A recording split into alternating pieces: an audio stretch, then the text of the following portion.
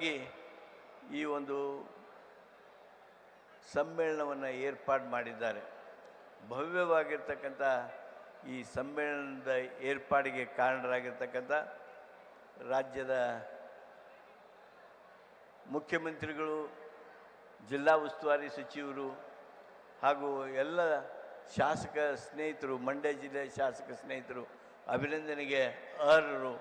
ಅದರ ಜೊತೆಗೇ ಗೋರುಚಿ ಅವ್ರನ್ನ ಸರ್ವಾಧ್ಯಕ್ಷರನ್ನಾಗಿ ಮಾಡಿ ತಾವೇನು ಈ ಒಂದು ಮಂಡ್ಯದೊಳಗೆ ಆ ಮಧ್ಯಭಾಗದ ಆ ವ್ಯಕ್ತಿಯನ್ನು ಕರೆದುಕೊಂಡು ಬಂದು ತಾವು ಅವ್ರನ್ನ ಸಮ್ಮೇಳನದ ಅಧ್ಯಕ್ಷರನ್ನಾಗಿ ಮಾಡಿದ್ರಿ. ಕರ್ನಾಟಕದ ಜನ ನಿಮ್ಮೆಲ್ಲರಿಗೆ ವಿಶೇಷ ಅಭಿನಂದನೆ ಸಲ್ಲಿಸ್ತದೆ.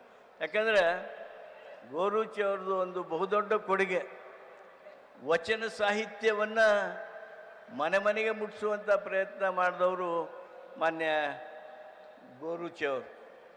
ನಮ್ಮ ಭಾಗದಲ್ಲಂತೂ ಗೋರುಚಿ ಅವರಂದರೆ ವಚನ ಸಾಹಿತ್ಯ, ಆ ವಚನ ಸಾಹಿತ್ಯಕ್ಕೆ ಯಾವ ರೀತಿ ಸೇವೆ ಮಾಡಿದರು ಅನ್ನೋದನ್ನು ನೋಡ್ತಾ ಇರ್ತಾರೆ. ಆ ಹಿನ್ನೆಲೆಯೊಳಗೆ ಭಾಳಷ್ಟು ಸುಂದರವಾಗಿರ್ತಕ್ಕಂಥ ವ್ಯವಸ್ಥೆಗಳನ್ನು ಮಾಡಿದ್ದೀರಿ. ಒಂದು ಮಾತು ನಾನು ಮುಗಿಸೋ ಮೊದಲು ಹೇಳ್ತೀನಿ, ರಾಜಕಾರಣಿ, ಸಾಹಿತಿ, ಅದರಲ್ಲಿದು ಇದರಲ್ಲಿ ಅದು, ಈ ಪ್ರತ್ಯೇಕಿಸೋ ಭಾವ ಹೋಗ್ಬೇಕು. ಯಾರ್ರಿ ಅತಿ ದೊಡ್ಡ ರಾಜಕಾರಣಿ ಮಂತ್ರಿ ಇದ್ದವ ಮಾನ್ಯ ಬಸವಣ್ಣ, ಆ ಬಸವಣ್ಣನಿಗಿಂತ ಹೆಚ್ಚು ಪರಿಣಾಮಕಾರಿ ಸಾಹಿತ್ಯವನ್ನು ಯಾರಾದರೂ ರಚನೆ ಮಾಡಿದ್ದಾರ? ರಾಜಕಾರಣಿನ ಅತ್ಯಂತ ಶ್ರೇಷ್ಠ ಸಾಹಿತ್ಯವನ್ನು ರಚನೆ ಮಾಡಿದ್ದಾರೆ. ಅಂದಿನ 12ನೇ ಶತಮಾನದ್ದು ಹೇಳೋದು ಅಂದರೆ ಬಸವಣ್ಣ ಹೆಸರು ಹೇಳ್ತೀವಿ, 19ನೇ ಶತಮಾನದ್ದು ಹೇಳೋದಂದ್ರೆ ಮಹಾತ್ಮ ಗಾಂಧಿಯವರ ಹೆಸರು ಹೇಳ್ತೀವಿ. ಹಿಂಗೆ ನೀವು ನೋಡ್ಕೊತ ಹೋದ್ರೆ ಸುಂದರವಾದ ಭಾಷೆ ಸಾಹಿತ್ಯಗಳನ್ನು ಹೇಳೋದಾದರೆ ಹಲವಾರು ನಾಯಕರ ಹೆಸರು ಹೇಳ್ತೀವಿ. ಆದ್ದರಿಂದ ಸಾಹಿತ್ಯ ರಾಜಕೀಯ ಎರಡು ಕೂಡಿನ ಹೋಗಬೇಕಿವು. ಅವೆರಡರಲ್ಲಿ ನಾವು ವಿಶೇಷವಾಗಿ ಇದು ಹೆಂಗಂದ್ರೆ ಹಾಲ್ನಾಗ ತುಪ್ಪಿದ್ದಂಗೆ ರಾಜಕಾರಣ, ಹಾಲ್ನಾಗ ತುಪ್ಪಿದ್ದಂಗೆ ರಾಜಕಾರಣ. ಆದ್ದರಿಂದ ಆ ಒಂದು ಅಂಶವನ್ನು ಗಮನದಲ್ಲಿಟ್ಕೋಬೇಕು. ಮಾನ್ಯ ಭಾಷಣಕಾರರು ಹೇಳಿದರು, ರೇಷ್ಮೆ ಅವರು ಹೇಳಿದರು,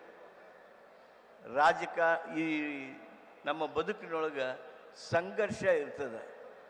ಆ ಸಂಘರ್ಷ ರಕ್ತರಹಿತವಾಗಿರ್ತಕ್ಕಂಥ ಸಂಘರ್ಷ ಇರಬೇಕು ಅಂದರೆ ರಾಜಕೀಯ ವ್ಯವಸ್ಥೆ ಇರಬೇಕು, ರಾಜಕಾರಣ ಇರಬೇಕು.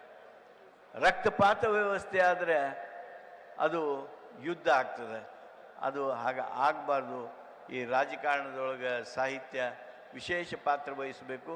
ಸಾಹಿತ್ಯ ರಾಜಕಾರಣವನ್ನು ಗಮನಿಸಿ ಹೆಂಗೆ ನಮ್ಮ ಒಟ್ಟು ಬದುಕಿಗೆ ಧರ್ಮ ಕಾರಣನೋ ಹಂಗೆ ನಮ್ಮ ದಿನನಿತ್ಯದ ಬದುಕಿಗೆ ನಮ್ಮ ಸಂವಿಧಾನ ಒಂದು ಅಸ್ತ್ರ.